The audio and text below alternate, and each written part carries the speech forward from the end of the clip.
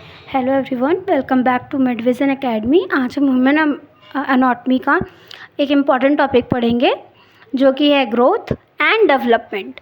तो इसके बारे में हम पढ़ने वाले हैं, growth and development of bone. तो हमारी बोन्स जन्म के समय पूरी तरह डेवलप नहीं होती। बचपन से लेके एडल्टहुड तक बोन लगातार ग्रो और मैच्योर होती रहती है। इसी प्रोसेस को हम बोन ग्रोथ और डेवलपमेंट कहते हैं। अब पहले ही लॉन्गिट्यूडनल ग्रोथ होती है, यानी बोन की लेंथ में ग्रोथ आता है। ये ग्रोथ एपिफाइजल ग्रोथ प्लेट पर होती है जो लॉन्ग बोन के एंड पर प्रेजेंट होती है। अगर आपने मेरी पहली वीडियोस देखी होंगी तो आपको पता होगा एपिफाइजल प्लेट क्या होती है, एपिफाइजल ग्रोथ कैसे होती है। तो मैंने पहली वीडियो में सब कुछ बता रखा है, अगर नहीं देखी है तो पहले आप वो देख लेना। तो अगर हम बात करते हैं लॉन्गिट्यूडनल ग्रोथ की, तो एपिफाइजल ग्रोथ प्लेट कहाँ पे होती है कि जो एंड ऑफ एपिफाइजल होता है, मेटाफाइसिस जो होता है उसके नीचे होती है।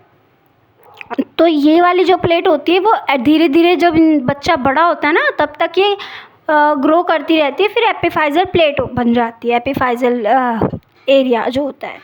फिर दूसरी जो ग्रोथ होती है वो होती है एपोजिशनल ग्रोथ, यानी कि बोन की थिकनेस या विड्थ की बात करते हैं, उसकी चौड़ाई कितनी ग्रोथ कर रही है।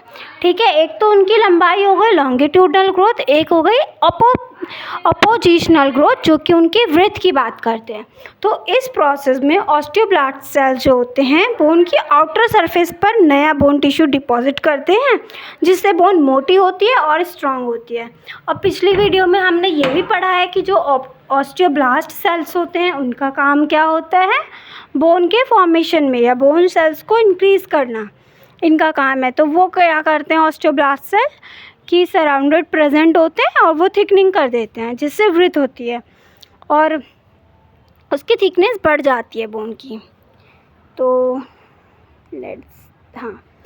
यहाँ पे हैं हम अभी। तो अब बात करते हैं कि एपिफाइजल ग्रोथ प्लेट की, कि आखिर ये ग्रोथ प्लेट क्या है। तो ग्रोथ प्लेट कार्टिलेज से बनी होती है और यही बोन की लेंथ बढ़ाने का मेन एरिया होता है। अब यहाँ पे समझो कि ये एरिया ही मेन होता है ग्रोथ बढ़ाने के लिए, बोन की लेंथ बढ़ाने के लिए। ये प्लेट पहले बच्चे जब होते हैं उससे लेकर के जब तक ग्रोथ बंद नहीं हो जाती, बोलते हैं ना कि बॉयज़ की होती है 18 ईयर्स तक वो उनकी ग्रोथ होती है। तो 18 ईयर तक ग्रोथ है तो मतलब एपिफाइजल प्लेट अभी ग्रोथ कर रही है, अभी वो क्लोज नहीं हुई है। तो इसलिए ये वाली एरिया जो होता है वो ग्रोथ के लिए होता है। और ये किससे बनी होती है, कार्टिलेज से बनी होती है जो कि लेंथ बढ़ाने में काम करती है। और ग्रोथ प्लेट में कई जोन होते हैं। ठीक है, अब हम उनके जोन्स देखेंगे। ओके, तो ये है हमारा लॉन्गिट्यूडनल ग्रोथ। तो ग्रोथ प्लेट के जोन्स देखते हैं। तो सबसे पहला होता है रेस्टिंग जोन, जहाँ कार्टिलेज सेल रिलेटिवली इनएक्टिव होते हैं। कौन सा जोन होता है, रेस्टिंग जोन, जहाँ पे क्या होता है कार्टिलेज इनएक्टिव होते हैं। दूसरा होता है प्रोलिफिकेशन जोन, जहाँ पे कार्टिलेज सेल्स जो होते हैं वो तेज़ी से डिवाइड करते हैं। पहले रेस्ट पे थे, अब वो डिवीज़न फेज़ में आ गए हैं, प्रोलिफिकेशन फेज़ में आ गए हैं और उनको वो इंक्रीज़ होने लगते हैं, ज़्यादा अमाउंट में हो जाते हैं। तीसरा फेज़ होता है हाइपरट्रॉफिक जोन, जहाँ पे कार्टिलेज सेल साइज़ में बड़े हो जाते हैं। ठीक है, अभी वो क्या कर रहे थे, डिवाइड कर रहे थे, अब उनकी साइज़ भी इंक्रीज़ हो रही है। चौथा है कैल्सिफिकेशन जोन होता है, जहाँ पे कार्टिलेज मैट्रिक्स कैल्सीफाई होना शुरू हो जाता है, मतलब मैट्रिक्स बनना और वो कैल्सीफाई होने लग जाते हैं। इस जोन्स में मैंने सारे जोन्स को अच्छे से मतलब इजी लैंग्वेज में मैंने बता दिया है, बाकी इस डायग्राम में क्लियरली दिख रहा है। रिजर्व जोन जहाँ पे इनएक्टिव फेज था, प्रोलिफिकेशन जोन जहाँ पे सेल डिवाइड कर रहे थे, हाइपरट्रॉफी जहाँ पे सेल्स जो होते हैं बड़े अमाउंट में मतलब साइज़ इंक्रीज होने लगती है, कैल्सिफिकेशन जो कि क्या कर रहे हैं, मैट्रिक्स को कैल्सीफाई, जो हमारा कार्टिलेज था अब वो मैट्रिक्स में कैल्सीफाई हो रहा है। और उसके बाद आता है एंटीम है का, मतलब ये लास्ट जोन है, जोन 5 ऑसिफिकेशन जोन, तो जहाँ पे ऑस्टियोब्लास्ट नए बोन टिश्यू का फॉर्मेशन करते हैं। मतलब अब ये वाला हो गया, अब बोन टिश्यूज़ और बनेंगे, नए बोन टिश्यू बनेंगे, ठीक है। तो ये सारे स्टेजेस आते हैं, ये जोन आते हैं सारे। अब देखते हैं बोन ग्रोथ को अफेक्ट करने वाले फैक्टर्स, मतलब which are the factors which affect the bone growth. Bone growth में क्या क्या ऐसी चीज़ें हैं जो अफेक्ट कर सकती हैं।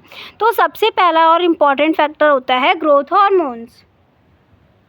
Okay, here we are, let me show you guys. Okay, so सबसे पहले होता है ग्रोथ हार्मोन, जो कि पिट्यूटरी ग्लैंड। अगर हम पिट्यूटरी ग्लैंड की बात करें तो ये रिलीज़ होता है और ये बोन और बॉडी दोनों की ग्रोथ को स्टिमुलेट करता है। तो अगर ये नहीं होगा, रिलीज़ नहीं होगा, तो उतनी ग्रोथ नहीं हो पाएगी, क्योंकि ये बोन की ग्रोथ और बॉडी को स्टिमुलेट करता है। थायराइड हार्मोन जो होते हैं वो भी नॉर्मल स्केलेटल डेवलपमेंट के लिए ज़रूरी होते हैं। अब हम देखते हैं विटामिन डी कैल्शियम के अब्जॉर्प्शन में मदद करता है और हेल्थी बोन फॉर्मेशन के लिए ये भी बहुत इंपॉर्टेंट है। तो विटामिन डी का भी बहुत नीड होता है। कैल्शियम बोन का मेजर मिनरल कॉम्पोनेंट है। जब मैंने कॉम्पोनेंट ऑफ बोन पढ़ाया था उसमें बताया हुआ है कि क्या क्या चीज़ें नीड होती हैं, तो उसमें कैल्शियम बताया था कि ये क्यों इम्पॉर्टेंट है और कितना इम्पॉर्टेंट है।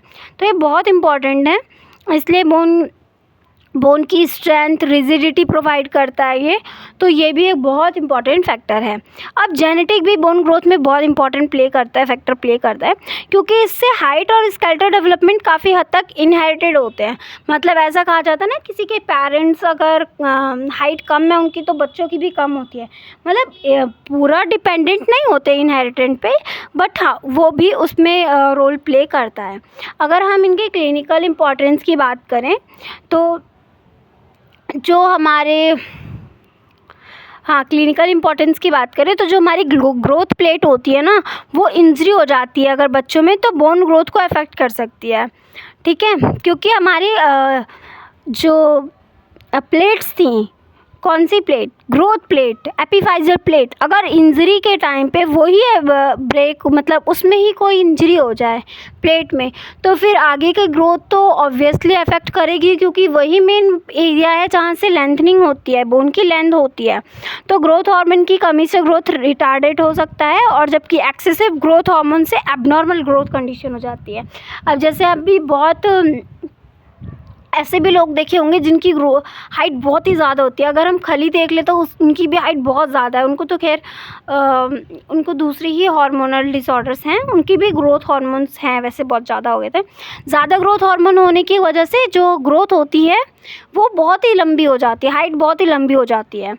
और डॉक्टर्स जो होते हैं वो बोन एज असेसमेंट का यूज़ करते हैं ताकि स्केलेटल मैच्योरिटी इवैल्यूएट कर सकें कि अभी क्या स्केलेटन का मैच्योर एज है, मतलब स्केलेटन कितनी मैच्योरिटी में है अभी, वो असेसमेंट के थ्रू पता लगाते हैं। तो आज हमने क्या क्या पढ़ा, आज हम उसका अभी ओवर व्यू ले लेते हैं। खैर जो मेरी पीपीटी है इसमें बहुत ही डिटेल्ड है, आप इसकी स्क्रीनशॉट ले सकते हो। मैंने इसे थोड़ा शॉर्ट फॉर्म में और इजी टू अंडरस्टैंड के लिए पढ़ाया है। बाकी अगर आपको ऐसे पीपीटी अच्छी लग रही तो आप इसका स्क्रीनशॉट ले लें। तो चलिए चलते हैं आगे। ये हमारा क्लिनिकल इम्पोर्टेंस है जो कि मैंने ऑलरेडी बता दिया है। ऑर्थोपेडिक, ये सारी चीज़ें, ये कंडीशन है। अगर डिफिशियंसी हो जाती है तो क्या क्या हो सकते हैं, रिकेट्स हो सकता है, ऑस्टियोमलेशिया हो सकता है, ऑस्टियोपोरोसिस हो सकता है। रिकेट्स होते हैं जो कि बच्चों में हो जाते हैं और विटामिन डी और कैल्शियम की कमी से होता है। ऑस्टियोमलेशिया क्या होता है, वो एडल्ट में होता है। जैसे रिकेट्स बच्चों में हो रहा है तो बच्चों में है उसे हम रिकेट्स बोल दे रहे हैं, एडल्ट में हो रहा है तो हम उसे ऑस्टियोमलेशिया बोल दे रहे हैं। उसमें सॉफ्ट पुअर बोन हो जाते हैं, बोन में पेन होता है, मसल वीकनेस हो सकती है, फ्रैक्चर के चांस इंक्रीज हो सकते हैं। ऑस्टियोपोरोसिस में कैल्शियम की और बोन डेंसिटी जो होती है वो कमी हो जाती है, विटामिन डी की कमी हो जाती है, और ज़्यादातर ये फीमेल्स में होता है पोस्ट मेनोपॉज के बाद होता है। तो आफ्टर मेनोपॉज जब एज ज़्यादा हो जाती है तो मेनोपॉज बंद होता है, उसके बाद एस्ट्रोजन का जो लेवल होता है वो डिसबैलेंस होने की वजह से ऑस्टियोपोरोसिस हो जाता है। तो this is all for today. अब हम एक बार देख लेते हैं कि टोटली हमने क्या पढ़ा। तो सबसे पहले हमने देखा कि बोन ग्रोथ क्या है, डेवलपमेंट क्या है, लॉन्गिट्यूडनल ग्रोथ क्या होती है, अपोजिशनल ग्रोथ क्या होती है। फिर प्लेट्स जोन्स देखे, जोन्स में भी हमने बहुत सारे जोन्स थे, 4-5 जोन्स देखे। उसके बाद हमने हार्मोनल फैक्टर देखा और क्लिनिकल इंपॉर्टेंस को डिटेल में समझा। तो होपफुल आपको मेरी वीडियो समझ में आई हो, और अगर आपको ठीक लगा हो तो प्लीज़ लाइक एंड सब्सक्राइब कर दें। और अगर कोई भी चेंजेस या कोई गाइडेंस देना हो तो आप मुझे कमेंट सेक्शन में बोल सकते हैं। Thank you.